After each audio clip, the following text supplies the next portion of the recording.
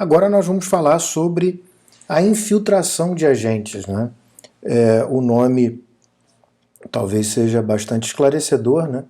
Trata-se de um meio de obtenção de prova previsto nos artigos 10 a 14 da Lei 12.850, portanto, tal como a ação controlada se aplica apenas para as investigações das organizações criminosas, e a infiltração de agentes consiste no ato de infiltrar um agente policial na própria organização criminosa para que esse agente consiga obter informações que só poderiam ser obtidas de dentro da própria organização, não é? Porque estando internamente a organização, é possível conhecê-la melhor, entender o seu funcionamento, conhecer os seus integrantes. Portanto, a infiltração de agentes tem essa finalidade, né? E tem essa, digamos assim, essa ideia de que ao se inserir dentro da organização é possível obter informações mais qualificadas sobre o funcionamento da organização criminosa. Tá? Bom,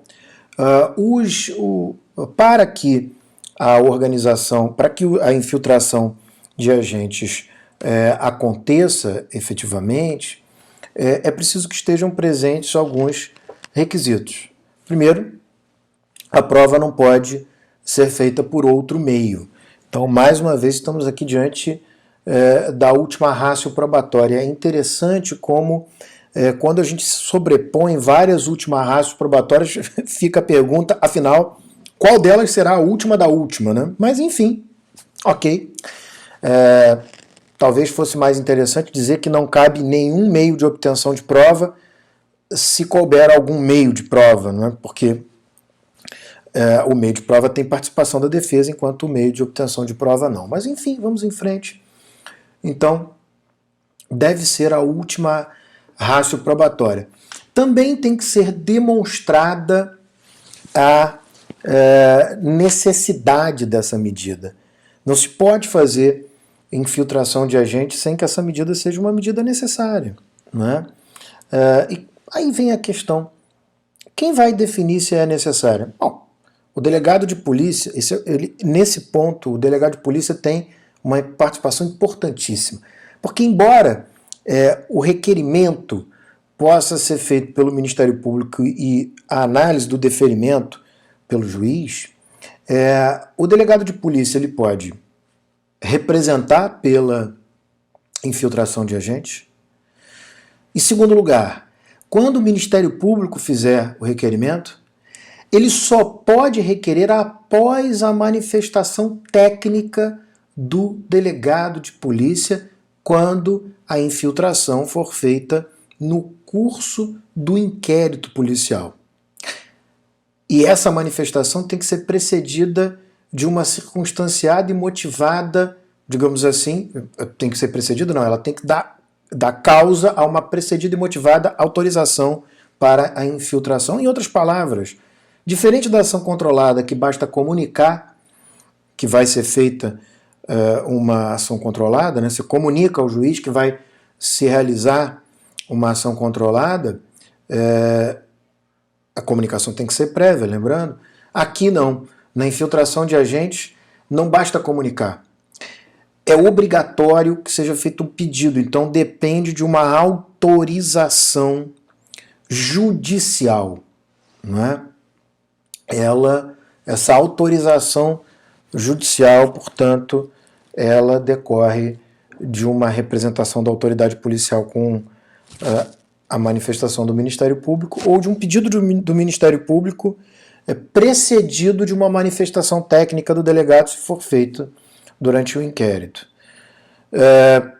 Isso dá a entender que é possível se fazer também uma infiltração de agentes durante o processo. E eu sempre tenho um pouco de receio dessas possibilidades de meios de obtenção de prova que são surpresa durante o curso do processo, porque parece uma certa desonestidade com a defesa que vem desenvolvendo uma atividade defensiva sem saber que está sofrendo um meio de obtenção de prova, né? Mas essa parece ser a disposição da Lei 12.850, surpreender realmente a defesa, mesmo que seja durante o curso do processo, um tanto absurdo. Bom, como disse, é preciso pedido prévio ao juiz, ele não pode haver infiltração de agente sem autorização judicial, tá? O juiz ele vai ser, portanto, competente para analisar o pedido e também os pedidos de renovação, porque, afinal, a infiltração de agentes ela tem um prazo máximo de 6 meses, mas é possível que ocorram renovações, né? Desde que fique comprovada a necessidade de renovar o tempo de infiltração de agentes, tá?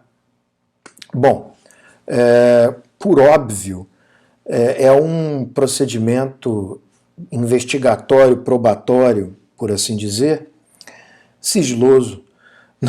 Não faria o menor sentido que um agente policial se infiltrasse numa organização criminosa e não tivesse a segurança do sigilo, porque se a organização criminosa souber que um dos seus integrantes, na realidade, é um agente policial disfarçado, infiltrado, enfim, a sua vida, no mínimo, corre risco, né? Portanto, apenas o juiz, o membro do Ministério Público e o delegado de polícia é que terão conhecimento de que a infiltração de agentes está acontecendo, tá? Bom, também muito importante que a gente tenha bastante em vista a questão do prazo, né, como eu falei anteriormente, os 6 meses, renováveis, mas também que ao final desse prazo, quando terminado ou quando não renovado, e aí não importa, seja apresentado um relatório circunstanciado das atividades que foram praticadas pelo agente e das informações que foram obtidas pelo agente infiltrado, aquele que se infiltrou na organização. Esse agente tem diversos direitos, não é? Como não poderia deixar de ser, ele tem vários direitos, mas ele também tem obrigações. A primeira obrigação dele é agir com proporcionalidade, porque, veja, se ele vai se infiltrar numa organização criminosa, é possível que ele pratique crimes, e a lei autoriza, portanto, que ele pratique crimes e não seja punido quando inexigível conduta diversa. Se o sujeito está inserido numa organização criminosa, se ele se recusa a praticar certos atos, ele tem o risco muito sério de ser identificado, tá? Então, é claro que a lei prevê, portanto, que essa é uma possibilidade de absolvição por inexigibilidade de conduta diversa, né, que não é supralegal, está prevista, portanto, na lei. Mas ele tem o dever de agir com proporcionalidade, tá? Ou seja, não praticar atos que não sejam proporcionais à atividade necessária para obter as informações enquanto um agente infiltrado. Todo agente de polícia tem o direito de recusar-se a fazer a infiltração. Ele não é obrigado a fazer a infiltração, não é? Ele não tem nenhuma obrigação, não é? Ele pode perfeitamente dizer que não quer fazer, né? Ele também tem o direito de ter a sua identidade alterada, aplicando no que couber o que consta da Lei de Proteção à Vítima e à Testemunha, tá? Ele pode ter o seu nome, sua qualificação, sua imagem, sua voz, informações pessoais absolutamente preservadas durante toda a investigação e o processo criminal, desde que não exista uma decisão mandando liberar isso, né? Então, ele está assegurado, né, uma espécie de anonimato durante esse tempo, né? E ele também não pode ter a sua identidade revelada, não pode ser fotografado nem filmado pelos meios de comunicação sem a autorização dele mesmo, previamente e por escrito. Portanto, os meios de comunicação têm uma obrigação aqui, no caso da infiltração de agentes, muito séria com o agente, não é? Eu falei que ele pode recusar a infiltração, mas também é importante dizer que ele pode fazer cessar no meio, não é? Então ele pode ter aceito e depois pretender parar a infiltração. Enfim, a infiltração de agentes tem basicamente essa configuração e a finalidade de obter informações que, se não fosse por internamente a organização criminosa, não se conseguiria obter.